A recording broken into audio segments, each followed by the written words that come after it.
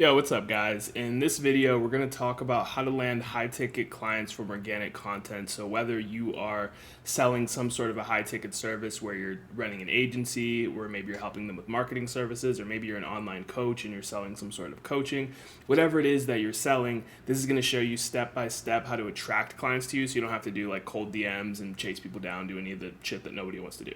So let's go ahead and crack into this. So the first step to trying to attract your high-ticket clients is going to be market research. So I'm going to go over really important notes that you don't want to skip. This is the biggest mistake that people make in trying to sell products online is skipping market research. When it comes to marketing, what the market wants is the most important thing.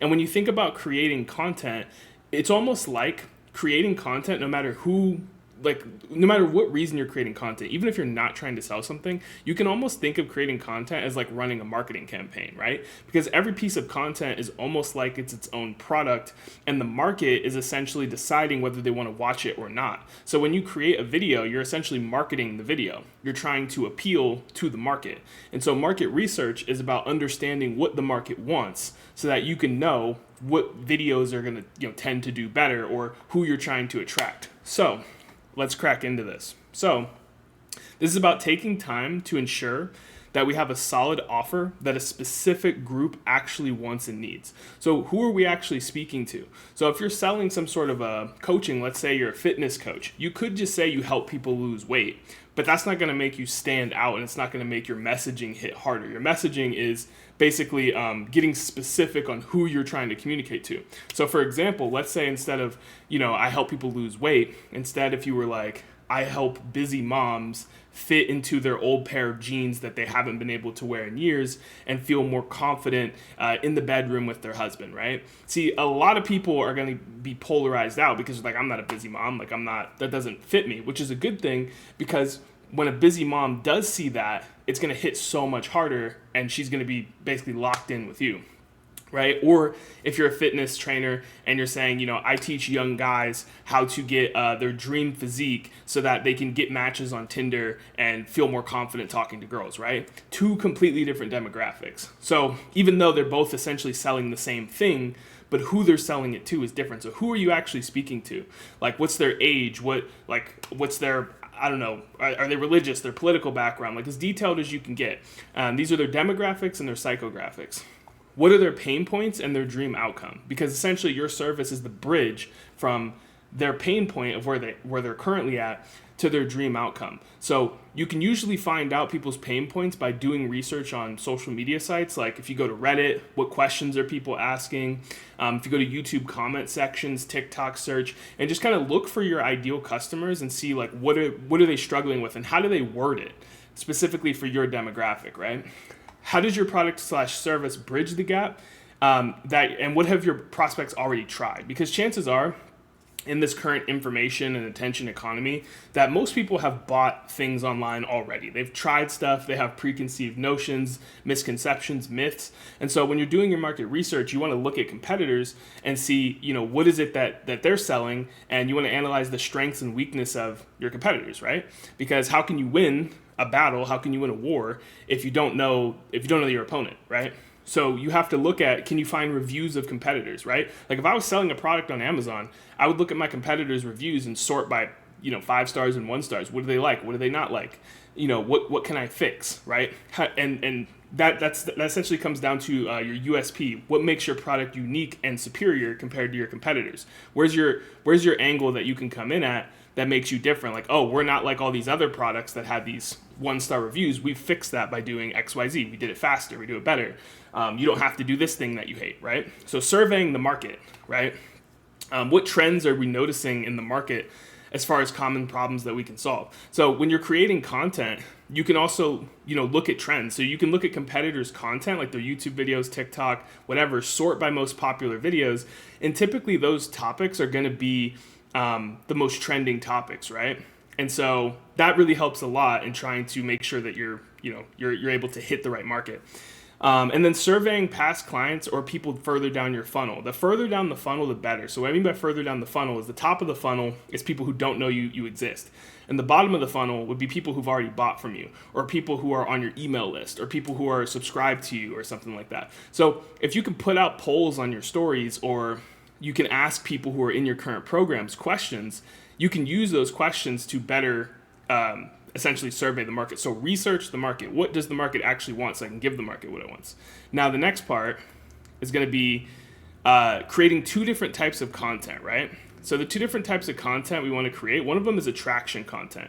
And you're going to use platforms such as Instagram, TikTok, YouTube Shorts, Twitter, LinkedIn. You don't have to use all of these, but I believe in omnipresence, meaning the more social media platforms you use, the better, because you're extending your reach, as long as you're not spreading yourself too thin to where you can't be consistent.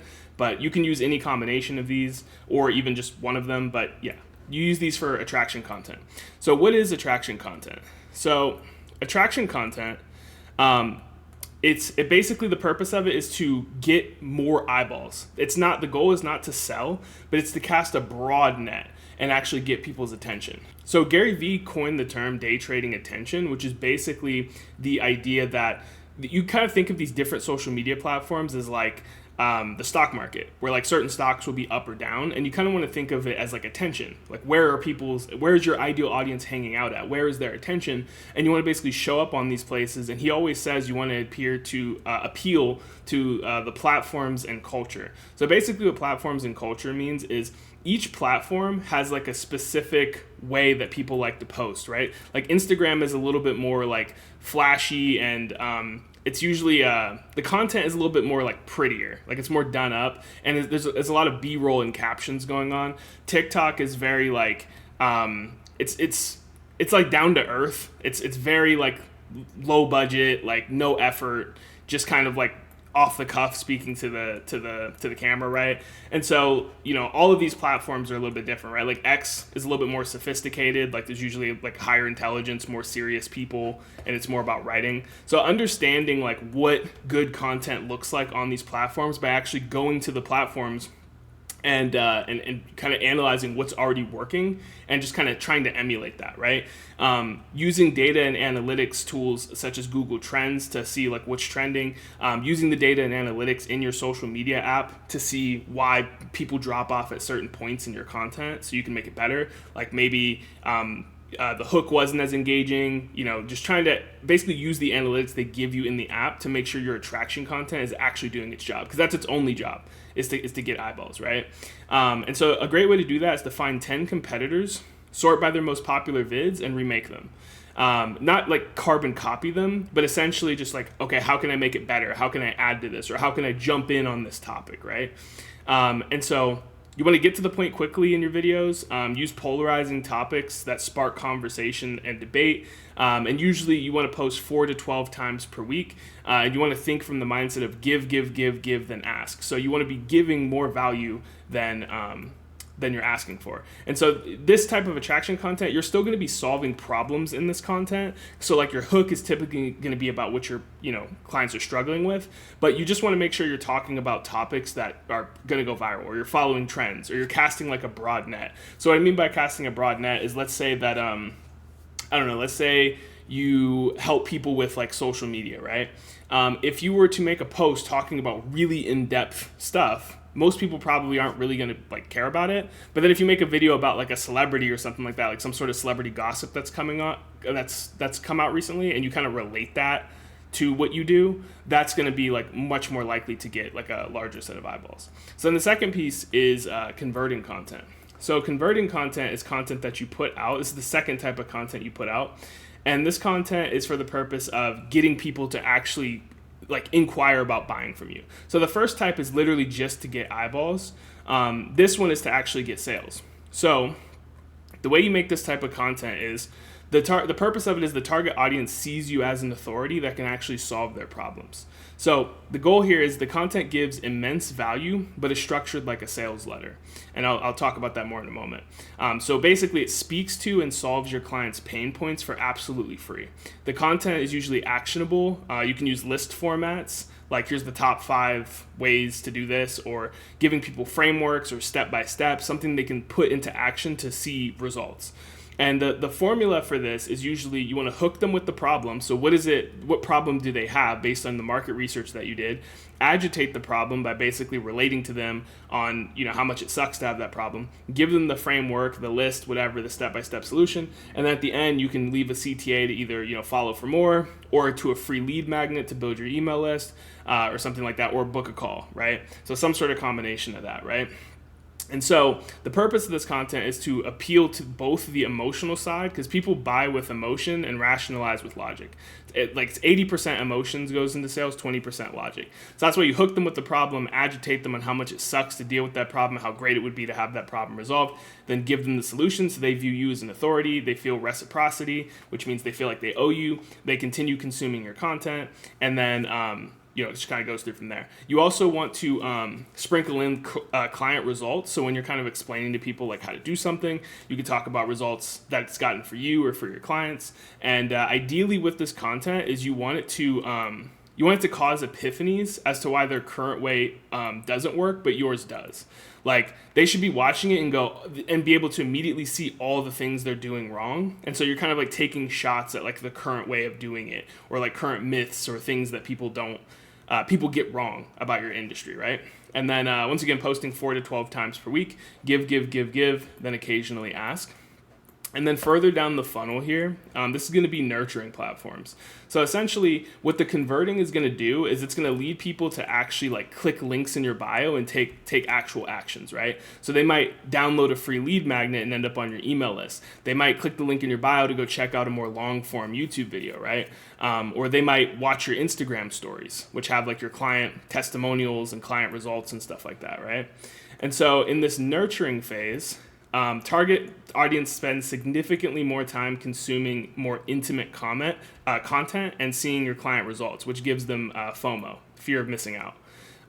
So what this means is that they're on your email list, they're watching your long form YouTube videos, your behind the scenes, your client results, they're getting sneak peeks inside the program, right? They're getting teased about what it is that you do that attracted them, right?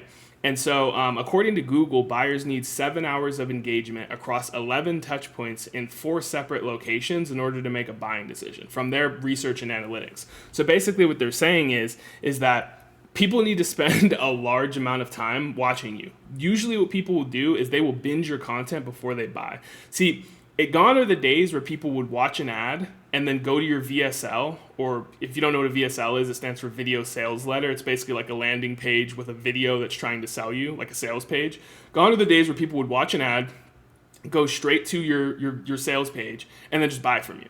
No, because nowadays what people do is they watch the ad, they go to your sales page, and they immediately like, I'm going to this guy's Instagram, I'm going to his YouTube, I'm going to his Twitter, I'm stalking him, and they're watching hours and hours of your content, binging it, and then that's obviously a lot of touch points, right? They're watching your YouTube, your Instagram story, they're in a comment section, right? And then eventually over time, they get warmer and warmer before they eventually decide to buy, right? And so you want to be producing 1 to 2 long form YouTube videos per week, focusing on SEO and ranking in search. So SEO stands for search engine optimization. And essentially what that means is you just want to basically make videos that people would typically search for on YouTube, because YouTube is a search engine platform. People usually come to YouTube to learn. I mean, yes, there are entertainment channels like Mr. Beast or whatever, but if you're doing this for entrepreneurship, you want to be typing in, what would my ideal client be typing in search? And so you want to have those videos so that way if you're ever talking with a client and they ask you a question, you can just send them a YouTube video, which will explain everything you would have explained to them on like some sort of a coaching call or something like that. So it doubles as that as well. You can use it in course modules or whatever. And if people search stuff, you have that real estate on the internet that can continually gain views in the future, right? To help you grow. And then you want to do one to 3 nurturing emails per week. What's also optional is you can also set up a 5 or 7 step automated email nurturing sequence. So basically what that is when somebody clicks the link in your bio to get a free lead magnet, like a free training, free PDF, whatever it is that you're offering, they go on your email list, and then you can write pre-written emails, and it'll send them like 7 emails, and usually the formula is like the first like 5 emails would just be giving value, nurturing them, showing client results, and not really asking for the sale. And then by like the 6th or 7th email is when you actually go in for like the hard sell, like you drop the link to like book a call or directly purchase your program. So so this is the actual funnel pieces that usually it'll link to. So like usually the description in YouTube will link to some sort of a funnel, like a sales page or something like that, or a book a call link. Same with the Instagram bio, stories. Usually these nurturing platforms are going to link to the actual funnel. And these are the different types of funnels, the most common funnels that I could think of. And I color coded it to make it a little bit easy to understand, where essentially the blue represents traffic, and then the purple represents the actual funnel, and then the green represents like the actual like sales close, like the purchase. So I'm gonna try and run through these really quick because obviously I know it's a lot, so I'm not gonna spend too much time on this. But the most popular funnel is the VSL funnel. So basically you run traffic from your content to an opt-in page, which would basically be like a put in your name and email to get something for free. They put that in and they get taken to a VSL, which is a video sales letter, where a video plays that explains what you do, client results, shows testimonials. It really just tries to sell them on the idea of booking a call. And then they can book a call. If they don't book a call, usually you'll have some sort of follow-up system where either a manual person will follow up with them and or emails will automatically be sent to them as well to follow up with them and get them on a sales call. That's the most common, works very well. It doesn't work well if you don't have a lot of traffic, but if you do have a decent amount of traffic, it does work well. There's also just the basic send traffic to a landing page with no VSL to a sales call, really basic. There's the live webinar funnels. Webinar funnels are really good for like a one-to-many, because like with a VSL, it's basically one-to-one. Like you're trying to get each person to book one individual call. But if you have a lot of traffic, like let's say you're making anywhere from 30,000 a month to 50,000 a month or more a month, and you have a lot of traffic, you might consider a live webinar just because you're able to sell to multiple people in one sitting. But otherwise, if you have lower traffic, it might be better to take that more personalized one-to-one approach with everybody, right? And then there's the free lead magnet funnel, which basically you send traffic to, hey, get a free lead magnet, and then send them to a multi-step email sequence to hard sell them via email. There's people who just send traffic to just a simple type form application or a Calendly link. They don't really have a funnel. They're just sending people to an application. And you can absolutely make a good amount of money off of just sending traffic to a Typeform application or Calendly link. But the problem is that the more you scale, you end up losing a lot of leads because you're not capturing data and you have no like follow-up system. So it's just really, it's like I said, it's effective when you're just starting out and you don't really have much traffic, and you can make like 10K, 20K per month off of just that. But then if you want to scale further, you're going to actually need systems in place to actually like not let so many leads slip out of your funnel by using something that simple, right? Using a stand store where you're selling low ticket digital products and then also offering people to book a call, that can work well. Just with low ticket products, if you're selling low ticket products, that's typically better for people who have decent amount of traffic. Like they're actually getting a lot of attention because you need a lot of sales. And usually there isn't really any recurring revenue made on those. You have to keep selling more and more and more. So low ticket digital products can be hard to make work unless you're continually getting large amounts of traffic. So I don't think that's really a good like beginner method, but if you're a big influencer, it can work really well. Another funnel is sending traffic to a free community, like a school community or something like that, and then trying to upsell them on a high ticket paid community. That can work really well too. And then there's also things like challenge funnels and stuff like that. So those are the different types of funnels you can use, and kind of like a basic idea of like when to use each one. So basically you send the nurtured leads to the funnel, and the funnel is basically just kind of doing a similar thing as to what the nurturing platforms do, is just kind of selling people on the idea. It's taking a little bit more of a hard sell approach. And then like basically like how do you decide what funnel you intend to use is it depends on a lot of factors. So if you're not sure what funnel works best for you, you want to consider the target audience's demographics, their preferences, their pain points and behaviors, like what funnel best suits them, right? Like if they spend all their time watching you on TikTok, then sending them to a funnel that maybe has like I've seen people say they send people to a funnel where the VSL is like a vertical video because that's what the TikTok users are used to seeing. So it just makes them feel more at home, right? Stuff like that. So you want to consider like what platform the traffic is usually hanging out at, how large the traffic is, right? Because obviously you don't want to add like a lot of layers and complexity and follow up if you have little traffic. But if you have a large amount of traffic, you also, you don't want to miss out on a lot of those leads by having it too simple. How warm or cold the traffic is. If the audience is ready to buy and loves the creator, pretty much any funnel will print money. You wouldn't build like a complicated VSL funnel with a CRM and appointment setters and all that for someone who has low organic reach. It just would make literally no sense.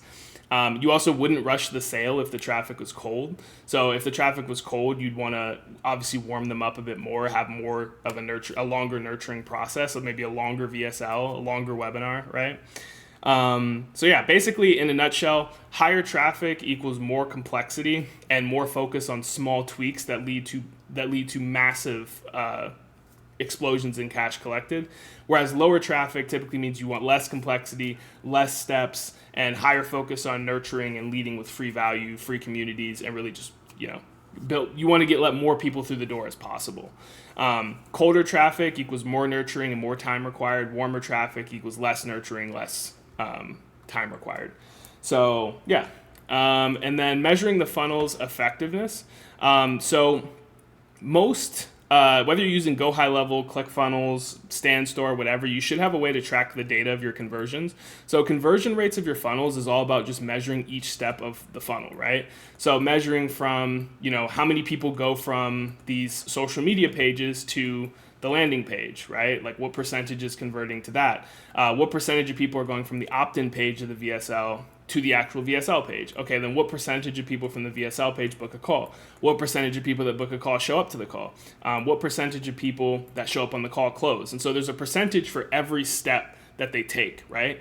And so tracking these things allows you to see where the bottleneck is in your business. Like where are people falling out of the funnel? And then you can make adjustments to those areas. So a couple of key points I wanted to make about measuring your funnel's effectiveness is you want to be tracking every step of the funnel with data to see the conversion rate of each step so you can make improvements. You want to be recording and analyzing sales calls to handle any objections somewhere earlier in the funnel and in your content. So if on sales calls you're hearing a lot of objections around something, then you want to go back into your content, go back into your nurturing up earlier, higher up in the funnel here, and you want to actually create content and create sales assets being like any photo, media, whatever you can come up with that's going to handle that objection before the call. Because all this stuff up here, the goal of this stuff is to make sales calls as easy as possible. If your sales calls are hard, then it basically just means that all of something earlier in the funnel before the sales call needs to be tweaked, right? So when you're listening to sales calls, you also want to inject the exact word for word verbiage that your prospects commonly use on sales calls. So word for word, whatever they say, if they keep saying similar words, take note of that and consider using that on your landing pages, in your VSLs, in your content, etc. Again, like I said before, surveying the bottom of funnel people to see why they bought, what they like, what they don't like, what they need help with, and constantly iterating based on what the market wants, right? Because the market determines everything, right? So then we get to the sales call. So once you get them on the sales call, the prospect should be educated on you, your process, your results, everything before the sales call, right? So the more educated they are, the higher chance they have of actually purchasing, right? You basically want every question they would have on a sales call or every objection they have to be pre-handled in the organic funnel leading up to this point. And also the prospect should be qualified via a qualification form or the VSL. The way the VSL can qualify people is you can literally say in your VSL, hey, we only work with XYZ people, or hey, if you're this will not work with you. So if you want to weed out people who don't have money or people who have certain types of businesses, you can do that in the VSL, and also when they book a call via a qualification form that they have to fill out. Or you can have an appointment setter give them a call before the sales call and actually qualify them as well and make sure they show up for the call. So when you actually get them on the sales call, a really, really oversimplified framework on how to actually close the sales call is step one. explain how the call is going to go. So you kind of want to set the frame, let them know like, hey, we're just going to see if we're a good fit. If we're not, no worries. Keep it, low pressure. Don't want to be like overly salesy and trying to hit them with a bunch of sales tactics because nobody likes that shit. Step 2, discover their current situation, their desired situation, and then the roadblocks that's going to stop them from getting there, right? And then step 3 is see if they're a good fit based on previous clients that you've had. So you're kind of like, you're almost like interviewing them to see, like the frame is basically you're interviewing them to see if you want to take them on as a client. You're not trying to force your product onto them no matter what so you make money. You're just like, hey, I have these solutions, and you're kind of going into it like a doctor. Like if somebody came into you and they were sick, you wouldn't just be like, oh, here, take these pills. Like they didn't even tell you anything yet. So you're a doctor, you don't know if you can help them, but you're just surveying them and asking them questions, and then they're going to tell you their symptoms, their problems, whatever, and then that's when you are able to be like, okay, like I can prescribe a solution, and that's really all you're doing. So you want to explain your program and service so that it makes logical sense as a solution based on the problems that they explained and based on your previous client work. And you want to position your product and service as the perfect solution to their pain points emotionally while seeding the dream outcome. So you want to appeal to emotion and logic. So you're logically explaining to them that it makes sense, but then you also want to dive deeper on the pain points because you want to sell them on the dream outcome, right? Because like people mainly buy for stuff like they're never going to tell you I'm buying this because I want validation, or I'm buying this because of like the surface level shit. But that's really why they're buying. So you want to dig deeper on like, okay, say you sell an offer that makes people more money. It's like the real reason they're buying it isn't because, oh, my conversion rate is low and you're going to help me get it higher. It's like, no, because I want to retire my parents. No, it's because I want to buy this car, right? Which means I want validation, right? And so you really got to get really deep, like go deep into really why they need your solution, because it's usually a lot deeper than just, oh, I want to lose weight and I really like your meal plans. Like it's like, no, they want to be hot because they were insecure growing up. That's how you get people to buy, and they will fucking rationalize anything if you get that part. Then you get to the price drop. And this is where you give them options. You utilize price anchoring. So price anchoring is when you give people a higher option that basically kind of serves as like a smoke screen for what your actual price is. So like, for example, if you were selling something for, let's say, like $6,000, right? You could come in and say, and kind of price anchor like $12,000 just to put that idea in their head so they kind of get like jump scared, and then like drop it down like, hey, we used to offer this for like $12,000, but I think it's like a $12,000 offer, but really right now we've kind of settled on offering this for like $6,000. And what you can also do as well is you can give them like a pay in full option that is like discounted. So like say if they pay in full right on the call, it's $6,000, or they can make payments, but if they make payments, the total is gonna be like $8,000. So they're gonna have to pay like $2,000 more to make payments. Like you want to incentivize them to pay in full, like give them some reason to do that, right? And obviously if they need a payment plan, then do that. But yeah, so that is the organic high ticket clients attraction funnel. Starts with market research. What does the market actually want? Take time to figure that out. Who exactly am I going for? The demographics, psychographics, what are my competitors? What's trending, right? How can I tap into that with my attraction content to where I'm actually getting eyeballs? I don't really care about sales. I'm just hijacking trends. I'm basically just whoring myself out to the algorithm and just doing what works. Obviously, you're not just making comedy videos that have nothing to fucking do with what you actually do, but within your niche, you're still staying within the realm of your niche, but you're not afraid to go a little bit broader, maybe a little bit broader niche that's niche adjacent, right?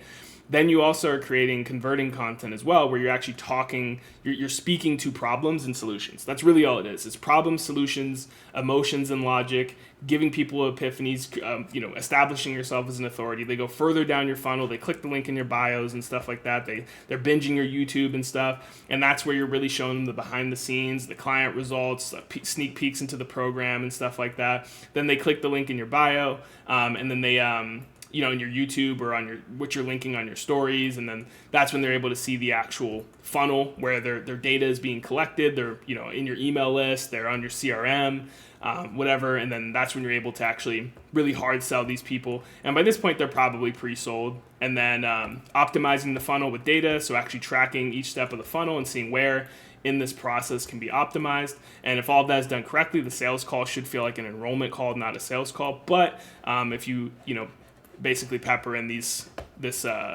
easy sales framework, then they should close on high ticket calls on repeat. So hopefully you guys found this video helpful. If you like the video, then obviously do what you need to do. And thanks so much for watching, and I'll catch you guys in the next video. Peace.